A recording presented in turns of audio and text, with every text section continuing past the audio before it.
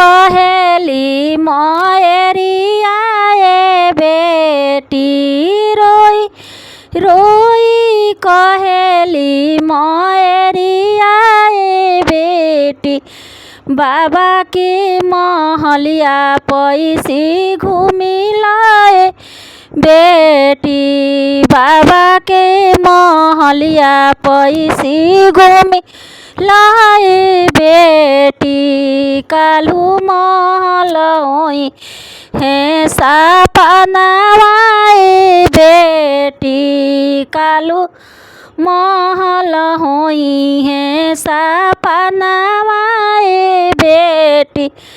रोई रोई बोले ले पापाए बेटी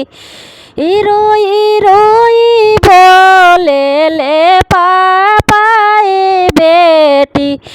आमा के गोदिया पैसी बैठिला ए बेटी आमा के गोदिया पैसी बैठिला ए बेटी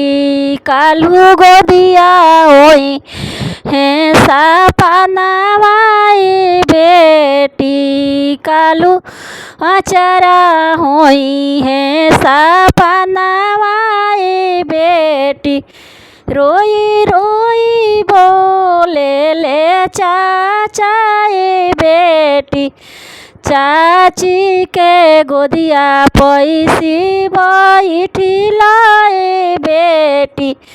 चाचा के आंगनवा पैसी घूमिला ए बेटी काल्हू आंगना होई है सपनावा ए बेटी काल्हू आंगना होई है सपनावा ए बेटी रोई रोई बोलेली मयरिया ए बेटी भैया के संगवा खेली कूदिला ए बेटी भैया के संगवा खेली कूदिला ए बेटी